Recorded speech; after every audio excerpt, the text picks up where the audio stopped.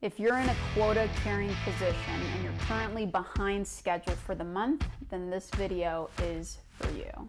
So I've been in sales now for over 10 years. That's right. I'm sure you might be thinking, Bri, you don't look a day over 21. Thank you so much for that. And I can tell you right now from personal experience that the stress of holding a quota never goes away. It's one of those things that it's kind of just part of the job to just constantly feel stressed. I was recently listening to a book called Peak Performance, where they talk about how if you want to be great at anything, you're bound to feel a sense of stress. And there's a great formula that the book talks about, which is stress plus rest equals success.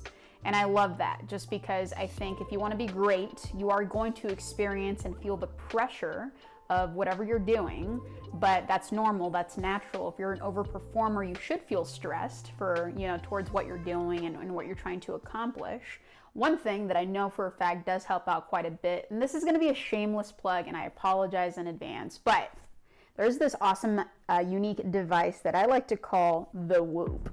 And the Whoop is something that I've been extremely passionate about, and I've galvanized and evangelized this product to many friends and family. If you're able to kind of keep track of what elevates your heart rate and what do you have to do to help lower that resting heart rate and improve your heart rate variability, having a device of some sort to track all that stuff is truly important. And so one way that it's helped me to kind of manage a lot of my stress is to know kind of where my baseline metrics are using my Whoop device.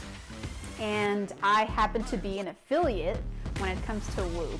All that simply means is by you knowing me through watching this video and you being minorly intrigued and learning more about Whoop, use in my description my little link, and it'll give you 1 free month of Whoop where you can kind of just test out the product and see if you like it. So that'll be my promise to you, my little gift to you, if you will. It's not just when it comes to sales that we experience that sense of pressure.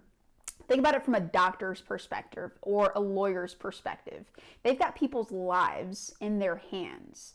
That's a lot of stress too. And I think it's all about just how we carry that stress and that pressure that we've got on our shoulders.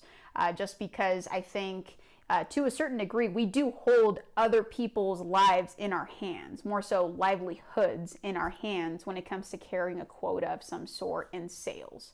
Because if you're not hitting your target, that means that your team is also not hitting their target, which means that now your manager is at risk. And if your manager doesn't hit their target, then they've got to answer to leadership. And if leadership isn't hitting their targets, specifically if you are working at a company that is publicly owned, now they have to check in with the powers that be, the board, and let them know why the sales team isn't hitting their target, right? And so there's a lot of people that are at stake right now when it comes to you not hitting your quota. But that being said, the purpose of this is not to make you feel extra stressed, but more so just to channel into the responsibility that you've got, which is to meet your quota and meet your target.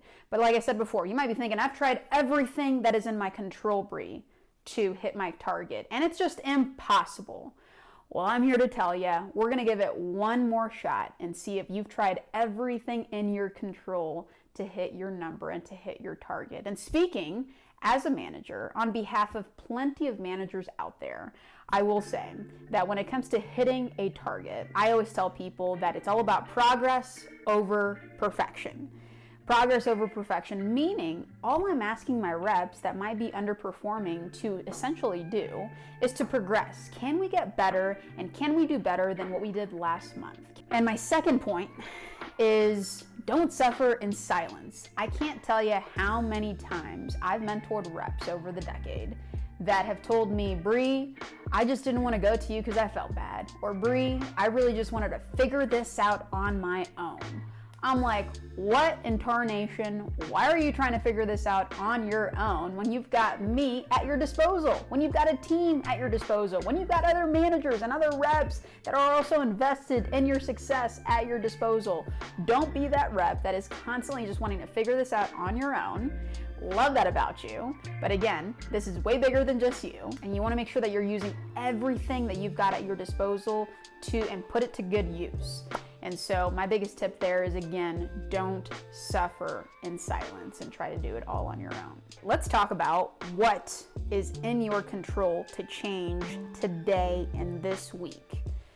One mindset that I would highly encourage you to have is to have this mindset of, how can I show my manager that I'm trying everything possible? Newsflash, your manager is well aware that you are currently pacing behind on your target. So one thing that you need to know that's happening behind the scenes is that your manager is now having to report up to their manager and to leadership as a whole as to why you as an individual contributor are underperforming. And so the biggest thing that you can help your manager with is to cultivate and craft the proper narrative of what are you trying to do to think outside of the box to get back on track. Because again, your manager isn't staring at you 24/7. They're not in the business to babysit. You're a grown adult. So it's your job to communicate to your manager, hey, this is everything that I'm doing that you're not able to see because you're not with me 24/7, that I'm gonna do differently this week. And so part of it does come with having a sense of humility, walking into your next one-on-one, address that elephant in the room with your manager and say, hey, I know where you stand, I know where I stand, and I really want to change. I've crafted a plan that I want to accomplish this week to help myself get back on track. And I've also outlined key areas that I'm going to ask of you for a sense of accountability. So that's the first step, is can you plan a great week for yourself to help build that momentum? Now, in planning out a perfect week, what I will say is it's kind of like a New Year's resolution, getting back on track with your diet or going to the gym. The first day might feel amazing. Heck, the first couple hours might feel amazing, but then somehow along the way, day 2 or day 3 or day 5, those feelings of motivation and excitement to get back on track and to beat last week are slowly gonna fade. And you're probably gonna wanna revert back to what's comfortable instead of leaning into the best practices that you know that you should do to help yourself get back on track. So keep that in mind as well when you're crafting the sense of accountability that you're gonna need for yourself from your manager. We're gonna run through a checklist of key areas within the business development role that you might wanna audit to see what can you do differently within this area of your tactical skill set. Now, what I will say is you might change everything for a day. You might have a great day. You might change everything for a week. You might have a great week. You might change everything for 2 to 3 to 4 weeks and have an incredible output month. Now, what happens if you still don't hit your target and you don't hit your number?